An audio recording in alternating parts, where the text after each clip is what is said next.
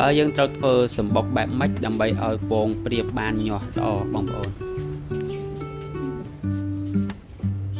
បាទគ្រប់ជំរាបសួរពុកម៉ែបងប្អូនថ្ងៃនេះខ្ញុំប្រាប់អំពីធ្វើសម្បុកព្រាបដែលឲ្យញាស់បានល្អពេលដែលយើងមានព្រាបមួយគូញីស្មោស្រឡាញ់គ្នាបងប្អូនពេលយើងឃើញវាស្រឡាញ់គ្នាហើយយើងវានាំគ្នាចូលសម្បុកអញ្ចឹងវានាំគ្នាចូលសម្បុកកន្លែងណាបងប្អូនមើលឬមួយក៏យើងរៀបសម្បុកឲ្យហើយវាស្រឡាញ់វាចូលអាហ្នឹងក៏យើងអាចទុកបានដែរប៉ុន្តែសម្រាប់ដែលយើងរៀបហើយវាអត់ស្រឡាញ់វាទៅនាំគ្នាទៅក្រាពងមួយខាងផ្នែកមួយខាងទៀតបងប្អូនកុំរើបងប្អូនឲ្យវាពងទៅហើយបើបងប្អូនយល់ថាកន្លែងហ្នឹងវាសាចទឹកភ្លៀងអញ្ចឹងបងប្អូនត្រូវតែបិទបាំងហើយបើឬមួយក៏បងប្អូនយល់ថាទាបពេកវាអាចមានទឹកជ្រាបចូលទៅសើមពងអញ្ចឹងបងប្អូនអាចយកសម្បុកណាដែលរៀងខ្ពស់ពីដីបន្តិចទៅដើម្បី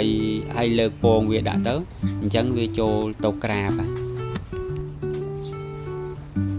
តែសូមប្រាប់តិចបងប្អូនមិនអាចលើកពងព្រាបពីរនឹងយកទៅដាក់សម្បុកដែលបងប្អូនរៀបទេណាឬមួយក៏រើកន្លែងវាពងនឹងទៅចេញកន្លែងផ្សេងទេអញ្ចឹងព្រាបវាអត់ទៅពង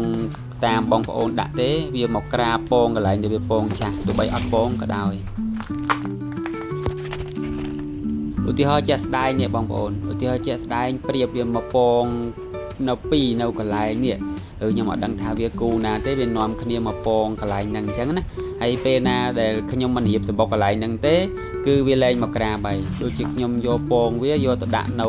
ខាងសម្បុកផ្សេងដែលខ្ញុំទៅរៀបក្នុងទ្រុងអញ្ចឹងពងហ្នឹងព្រាបហ្នឹងវាអត់ទៅក្រាបតាមដែលខ្ញុំដាក់ទេវាប្រកាសជាចោលពងវាហើយចំពោះពងព្រាបដែលខ្ញុំកាលនេះបងប្អូននេះគឺជាពងដំបងទេខ្ញុំចោលទេខ្ញុំអត់រៀបវាឲ្យស្អាតទេបើសិនណាខ្ញុំរៀបឲ្យស្អាតខ្ញុំចាប់មេវាមកគូដែលវាស្រឡាញ់នៅហ្នឹងហើយយើងយកទៅដាក់ទ្រុងមួយទៀតបិទនៅកន្លែងហ្នឹងដើម្បីកុំឲ្យវាពងអារត់អារាយយើងទៅរៀបចំសម្បុកនៅលើហ្នឹងទៅអញ្ចឹងវាពងហើយនិយាយរឿងព្រាបដែលយើងរៀបសម្បុកហើយវាពងក្រាពងបងប្អូនវាក្រាពងបានប្រហែលជាមួយសប្តាហ៍យើងត្រូវតែឆ្លោះមេជីវិតវាដើម្បីឲ្យវាយើងដឹងថាវាមានមេជីវិតមានកកើតកូននៅបើសិនណាវាអត់កកើតកូនទេ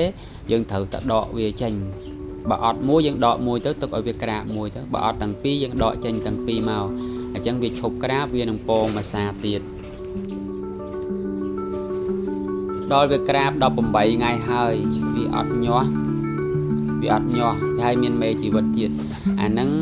ហើយវាងាប់កូននៅក្នុងពងអាហ្នឹងដោយសារតែជួនកាលទៅអាកាសធាតុក្តៅខ្លាំងឬមួយក៏យើងអត់បានមើលវាសាយទឹកភ្លៀងចូលឬមួយក៏មេវាហ្នឹង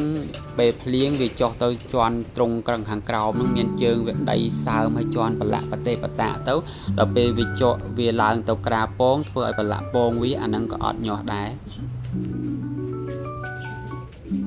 ពងព្រាបយើងអត់មានមេជីវិតជួនកាលទៅវានៅក្នុងចំណោមច្រើនទៅហើយវាជន់គ្នាវាជន់អត់បានណាជួនកាលឈ្មោលពងរៀបជន់អញ្ចឹងមានឈ្មោលផ្សេងទៀតមកឆាកុំឲ្យមកឆាបមកចឹកកុំឲ្យជន់អញ្ចឹងអាហ្នឹងអត់មានមេជីវិតទេខ្លះទៀតឈ្មោលវារៀងស្គមពេកក៏អត់មានមេជីវិតដែរអរគុណច្រើនបងប្អូនដែលបានទស្សនាហើយបងប្អូនថ្មី Subscribe វីដេអូដើម្បីបានវីដេអូថ្មីអំពីរបៀបចិញ្ចឹមព្រាប